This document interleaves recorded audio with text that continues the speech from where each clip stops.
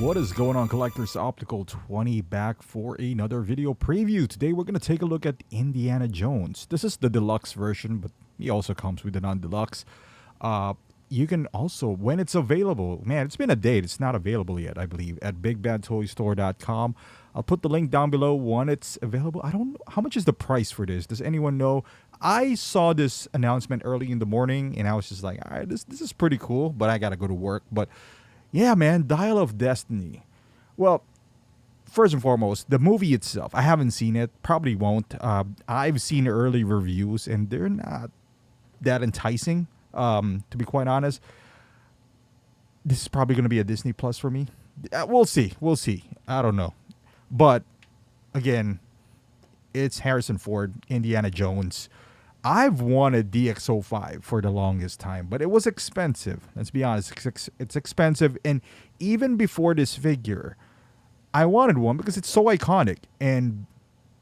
But again, what's preventing me is A, the price, and B, the quality, because it doesn't hold up to the standards nowadays. And I'm paying a premium for something that's, outdated, so to speak. It still has some good qualities, don't get me wrong. I think the accessories that comes with it, the base, the diorama pieces, it is beautiful. So it still would hold some value. Now, if you switch out the head sculpt, which I hope you could, man, because the tailoring here is better. It uses real leather on the jacket, the whip, and apparently the shoes as well. I think for this figure, the deluxe is way to go because that base is just beautiful. And you could have different, perspective or looks on that base that you could use it for different figures as well. You don't need to display with the Indiana Jones just showing in front, and you can see here the specialized figure holder. I think that's a smart move by Hot Toys to do that because you don't see anything, right? Like you don't have the waist clamp. Although I don't think even if you have one, it's not going to damage the figure because it's all cloth. Or, the crotch grabber. Now, a lot of people are asking, why not just use magnets? I think Hot Toys looked at the Joker from Inard and realizes, there's still some room for improvement, I guess, on those magnets. And they don't want to be the guinea pig because I've seen it firsthand with some of the people that I know of, how that magnet can fail you, So I don't think they want to go do that risk with Indiana Jones, so they went that route. It's all right, I think at some point it's going to be perfected. But for now, at least they went a route where it's less invasive. The only thing with that is that, I don't know if that's going to put stress on the knees or something where the joints, but I highly doubt it.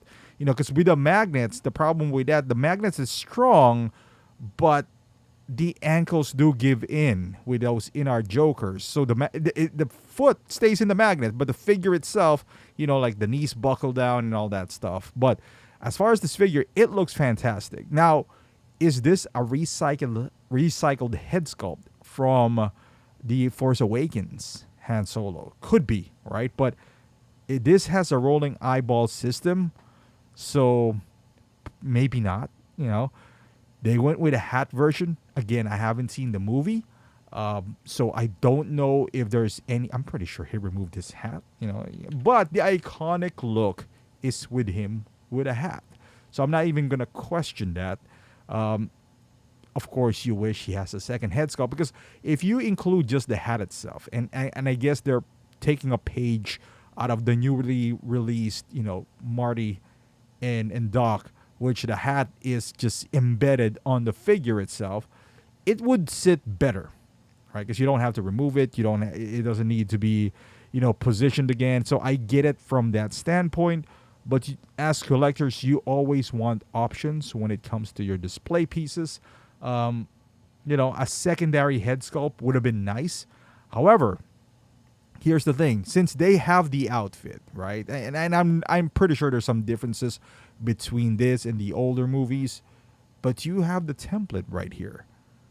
Would that stop them from releasing let's say the DX05 again all over again with a younger head sculpt? I don't know because we still have not seen Bespin Han. So maybe this newer licenses where he gives his likeness to his older self. I don't know. Maybe it's easier because you only have to deal with the studios. Perhaps I don't know. I'm speculating here, but if you're holding off, let's say you don't want to buy this in hopes that they might do Raiders or something. It's not an absolute given at this point, in my opinion. It's not. So I mean, I don't think you have to pre-order this right now. Yeah, I especially with the less than stellar reviews, at least the one that I've seen so far. So an LED flashlight too, man. They missed out on Ahsoka on this one. This one has all the makings of a DX. I'm surprised this is not. Maybe they're reserving DX now for like wool hair. I don't know. But it has rolling eye system. It has a beautiful base. Again, I can't say enough good things about that base. It has like leather things on it, like the jacket, the shoes. It feels, at least on paper, it sounds premium. Like everything that they're offering.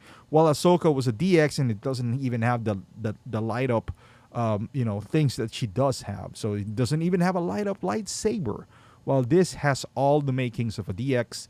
Maybe DX will die. Who knows? It's just like the traditionalist in me just love the idea of DX. And if there's anything that's one, I would say this would be the one. But it's MMS. It's all right. It is what it is. It's just a label. But then again, the old school in me kind of want to preserve that line, that DX line. But overall, this looks great. I hope when I see the movie, if I ever see that it wouldn't disappoint me as much. Because I do plan on buying this guy. I never had the X05. My friend does have one. Looks good at that time, but again, I wouldn't buy that. I'm interested in the price for this one. How much would the deluxe version be? With all that it comes with, I wouldn't be surprised if this was like $350 or more. I hope I'm wrong. I hope it's less than that. But the base itself, I'm used to collecting dioramas now. The base itself, you can price that at $50 and easily, I would say. And with all the leather goods and the eyeball system as well, so that puts the figure at around 300, maybe even less. So I would say 350 would be somewhat fair, but I hope I'm wrong. I hope it's lower. But let me know in the comments, how do you feel about this figure? Are you going to pick one up? Are you going to wait to see the movie? Let me know in the comments section down below. Thank you for watching. Subscribe to the channel if you haven't done so, and I'll see you guys in the next video.